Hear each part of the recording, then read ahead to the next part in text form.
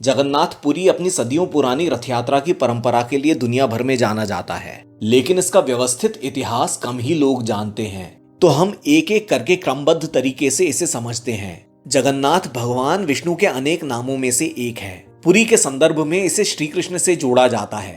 भगवान विष्णु का एक और नाम है पुरुषोत्तम। चूंकि ये क्षेत्र पुरुषोत्तम क्षेत्र कहलाता है, तो संभवतः पुरी नाम इसी से निकला हो। इसे श्री क्षेत्र भी कहा जाता है। ब्रह्म पुराण, पद्म पुराण और विशेषतः स्कंद पुराण के वैष्णव खंड में पुरुषोत्तम क्षेत्र महात्म्य में जगन्नाथपुरी का धार्मिक महत्व बताया गया है। पुरी 4 धामों में से एक है। यहाँ शंकराचार्य का गोवर्धन पीठ या गोवर्धन मठ भी है और 4 धाम और शंकराचार्य पीठ का ये संयोग पुरी के अलावा केवल द्वारिका में है, जो कि खुद भी श्री कृष्ण से संबंधित है। पुरी शाक्त संप्रदाय का भी एक महत्वपूर्ण केंद्र रहा है। देवी के शक्तिपीठों में 4 शक्तिपीठ आदि शक्तिपीठ माने जाते हैं, जिनमें से एक है पुरी का विमला देवी शक्तिपीठ। विष्णु पुराण के अनुसार भगवान विष्णु के दशावतार या भागवत पुराण के अनुसार 24 अवतारों में से कृष्ण अवतार को पूर्णावतार माना जाता है। भागवत पुराण और कई प्राचीन उल्लेखों में बलराम को भी विष्णु का अवतार माना गया है, जबकि बलराम को आमतौर पर शेषावतार माना जाता है। इन दोनों की मूर्तियों के अलावा उनकी छोटी बहन सुभद्रा की मूर्ति भी यहाँ विराजमान है। जगन्नाथपुरी की रथ यात्रा आषाढ़ मास शुक्ल पक्ष की द्वितीया से शुरू होकर दशमी तक चलती है, यानी 9 दिन। लेकिन इससे पहले 42 दिन की तैयारी होती है, जिसे चंदन यात्रा कहते हैं। इसके लिए लकड़ी दासपल्ला के जंगलों से महानदी के रास्ते पुरी तक लाई जाती है। यहाँ दासपल्ला के कारीगर ही रथ बनाते हैं। जब हम ऐतिहासिक घटनाक्रम समझेंगे तब हम इसको भी देखेंगे। रथ यात्रा जगन्नाथ मंदिर से निकलकर कुछ समय जगन्नाथ के मुस्लिम भक्त सालबेग के स्थान पर रुकती है और कुल मिलाकर लगभग 3 किलोमीटर दूर गुंडीचा मंदिर तक जाती है। ऐतिहासिक घटनाक्रम में हम सालबेग के बारे में भी बात करेंगे। लौटते समय ये यात्रा मौसीमा मंदिर पे रुकती है। मौसीमा मंदिर अर्धशिनी देवी को समर्पित है। किंवदंतियों के अनुसार एक बार लक्ष्मी जी जगन्नाथ मंदिर छोड़कर चली गईं, तो जगन्नाथ और बलभद्र को भिक्षा मांगने जाना पड़ा। उस समय सुभद्रा मौसीमा के यहाँ ठहरी थी। तो जगन्नाथ मंदिर और मौसीमा मंदिर के बीच के मार्ग को बड़दांड कहा जाता है और मौसीमा मंदिर और गुंडीचा मंदिर के बीच के मार्ग को शराधा बाली। रथ यात्रा में तीनों देवताओं के रथ अलग अलग होते हैं और दूर से पहचाने जा सकते हैं। भगवान जगन्नाथ का रथ नंदीघोष लाल पीला होता है। बलराम यानी बलभद्र का रथ तालध्वज लाल हरा और सुभद्रा का रथ दर्पदलन लाल काला। याद कीजिए, महाभारत में अर्जुन के रथ का नाम भी नंदीघोष ही था। उसमें भी सफेद घोड़े ही थे, लेकिन यहाँ उल्टा अर्जुन सुभद्रा के सारथी हैं। जगन्नाथ के सारथी हैं दारुक, जो कि विष्णु के भी सारथी हैं, और बलभद्र के सारथी हैं मातली, जो कि इंद्र के भी सारथी हैं। ये तो हो गई रथ यात्रा को लेकर कुछ बातें। इसके बाद अब हम पुरी और जगन्नाथ मंदिर की टाइमलाइन को देखेंगे। इसमें रथ यात्रा का इतिहास भी होगा। जगन्नाथ मंदिर के पारंपरिक इतिहास का मुख्य स्रोत है 12वीं सदी से बनती आ रही मदल पंजी या ओडिया में मादला पांजी, जिसका शाब्दिक अर्थ होता है ताड़पत्र। ये लगभग उतनी ही पुरानी है जितना कि ये वर्तमान मंदिर, जिसे 12वीं सदी की शुरुआत में अनंत वर्मन चोड़गंग ने बनवाया था। लेकिन 16वीं सदी में काला पहाड़ नाम के कुख्यात आक्रांता ने मंदिर और मदल पंजी दोनों को नष्ट कर दिया, तो इसे बाद में फिर से लिखा गया। इसीलिए इसमें कुछ तथ्य, कुछ किंवदंतियां और कुछ दंत कथाएं आपस में घुल मिल गई हैं। इसीलिए हमें पुराणों को भी ध्यान से पढ़ना होगा।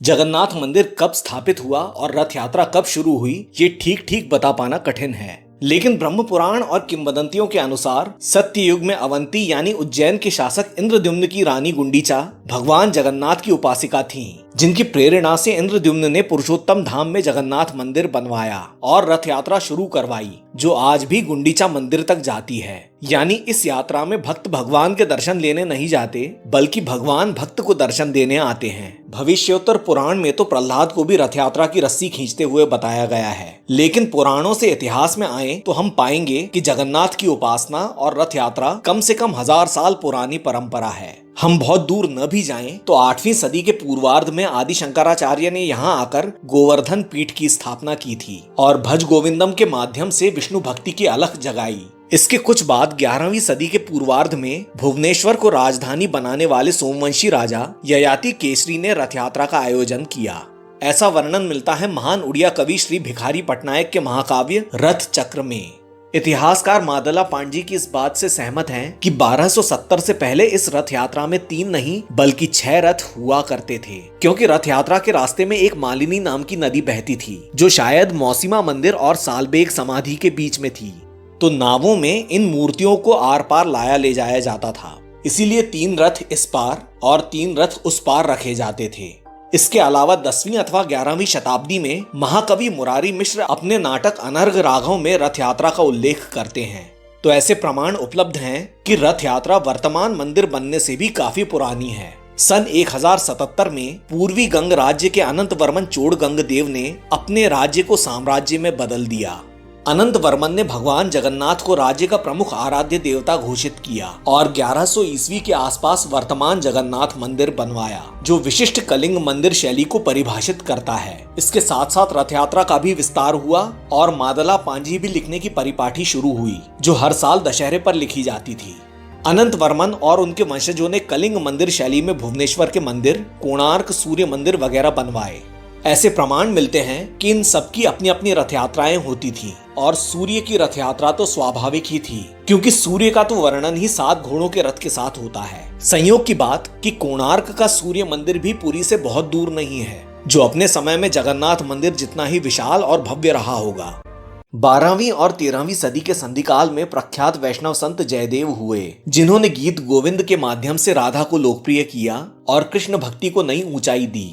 कई इतिहासकारों और उड़ीसा सरकार के हिसाब से जयदेव उड़ीसा से थे, जिससे कृष्ण भक्ति को काफी बढ़ावा मिला होगा।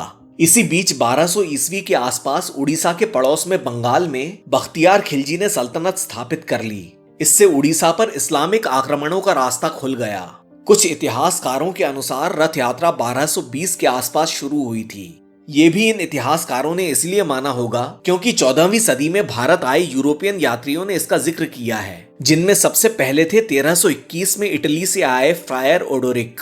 कुछ इतिहासकारों का कहना है कि 13वीं सदी के महान वैष्णव संत माधवाचार्य जगन्नाथपुरी आए और उन्होंने कहा कि इस तरह से 2 हिस्सों में रथ यात्रा करना शास्त्रोक्त नहीं है, इसीलिए तत्कालीन राजा ने नदी में रेत भरकर रास्ता बनवा दिया। तब से यहाँ 6 की जगह 3 रथ इस्तेमाल हो रहे हैं। मादला पांजी भी यही कहती है, बस वहां राजा का नाम वीर नरसिंह देव है और यहाँ भानुदेव।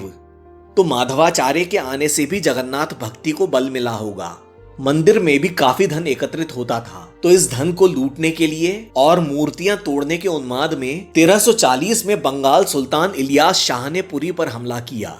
20 साल बाद दिल्ली सुल्तान फिरोज शाह तुगलक का हमला हुआ। इनके 150 साल बाद बंगाल के अलाउद्दीन हुसैन शाह ने भी पुरी पर हमला किया।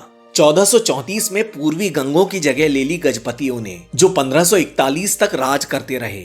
दरअसल गजपति एक उपाधि थी राजाओं की। गंगों के बाद ये नए गजपति राउतराय वंश के थे। गजपतियों के काल में जगन्नाथ रथ यात्रा का और भी विस्तार हुआ। इसी काल में गौड़ीय वैष्णव संप्रदाय के प्रवर्तक बंगाल के महान संत चैतन्य महाप्रभु भी पुरी आए, जिससे जगन्नाथ भक्ति को और भी बल मिला। आज का इस्कॉन भी गौड़ीय वैष्णव संप्रदाय से संबंधित है। इस्कॉन के ही माध्यम से आज दुनिया भर में जगन्नाथ मंदिर बनने लगे हैं और रथ यात्राएं होने लगी हैं। 1541 में गजपतियों के बाद उड़ीसा पर भोई शासक राज करने लगे। तभी 1568 में बंगाल के अफगान सुल्तान सुलेमान कर्रानी के सेनापति काला पहाड़ ने उड़ीसा पर हमला किया और जगन्नाथ मंदिर को काफी नुकसान पहुंचाया। इसमें मादला पांजी भी नष्ट हो गई। भोई शासकों को कटक छोड़कर खुर्दा से राज करना पड़ा और उड़ीसा का एक बड़ा हिस्सा बंगाल सल्तनत में आ गया। काला पहाड़ आज तक उड़ीसा में कुख्यात है। मादला पांजी दोबारा लिखी गई। 1575 और 93 के बीच राजा मानसिंह की मेहनत से उड़ीसा में मुगल राज्य स्थापित हुआ और ये बंगाल सूबे का हिस्सा बन गया। मुगल काल में अबुल फजल ने जगन्नाथ मंदिर और रथ यात्रा का वर्णन किया है। इस काल में यूरोप से आए यात्रियों का जगन्नाथ मंदिर और रथ यात्रा के वर्णन काफी व्यवस्थित और विस्तृत हैं। इस काल में जगन्नाथ मंदिर संभवतः भारत का सबसे समृद्ध मंदिर था। 17वीं सदी के पूर्वार्ध में मुगल सूबेदार लाल बेग के पुत्र साल बेग मुस्लिम होते हुए भी अपनी हिंदू मां की प्रेरणा से भगवान जगन्नाथ के अनन्य भक्त बन गए और वे आज भी अपने भजनों के लिए लोकप्रिय हैं। इतने लोकप्रिय कि इनकी समाधि पर गुंडीचा मंदिर जाते समय जगन्नाथ का रथ रुकता है। 18वीं सदी में मुगल साम्राज्य कमजोर पड़ गया और बंगाल पर मराठों के हमले होने लगे। मराठों के हर साल के हमलों से तंग आकर बंगाल नवाब अलीवर्दी खान ने सन 1751 में उड़ीसा मराठों को सौंप दिया, जिस पर नागपुर के भोसले राज करते थे। ब्रजनाथ बड़जेना की गुंडीचा विजय के अनुसार 1750 के दशक में गजपति के राजा जगन्नाथ देव ने अपने पूर्वजों की तरह रथ यात्रा में अपनी सेवाएं देने की कोशिश की, जिसका खुर्दा के राजा ने विरोध किया और मराठों की मदद से सफलता पाई। खुर्दा के शासक ये वही भोई थे जिन्हें हमने थोड़ी देर पहले देखा था। खुर्दा के राजा ने अपने अधीनस्थ सामंतों को रथ यात्रा में योगदान देने के लिए आमंत्रित किया, तो ढेंकनाल और तालचेर राज्यों ने लोहा दिया, रानपुर राज्य से रथ खींचने की रस्सी आई और दासपल्ला राज्य से लकड़ी और कारीगर आए। ये परिपाटी अब तक जारी है। 1760 में जगन्नाथ मंदिर का नियंत्रण मराठों के पास चला गया। मराठों ने सारे भारत में हिंदू तीर्थ स्थानों के पुनरुत्थान में एक अद्भुत और अभूतपूर्व भूमिका निभाई।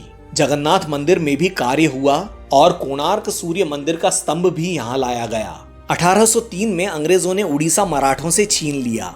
इधर तक के पूरे इतिहास में किसी ने भी पुरी को राजधानी नहीं बनाया, लेकिन 1809 में खुर्दा के भोई गजपति ने अपना मुख्यालय पुरी स्थानांतरित कर लिया और आगे चलकर अंग्रेजों ने उन्हें जगन्नाथ मंदिर का प्रबंधन सौंप दिया। अंग्रेजों के जाने के बाद खुर्दा राज्य का भारतीय गणराज्य में विलय हो गया और सन 1952 में भारत सरकार ने जगन्नाथ मंदिर का नियंत्रण अपने हाथों में ले लिया। लेकिन भोई वंश के गजपति आज भी जगन्नाथ मंदिर के अध्य सेवक हैं। अंग्रेज जगन्नाथ मंदिर की भव्यता और जगन्नाथ रथ यात्रा के दौरान लाखों लोगों के हुजूम से इतने अभिभूत थे कि उन्होंने एक अंग्रेजी शब्द ही बना डाला, जगरनॉट, जिसका मतलब होता है विशाल काय, बड़ा भारी, शक्तिशाली और मजबूत। किसी भी भारी भरकम रथ या वाहन या बड़े जुलूस को भी जगरनॉट कहा जाता है। सदियां बीत गईं, मगर आज भी ये जगरनॉट चला ही जा रहा है।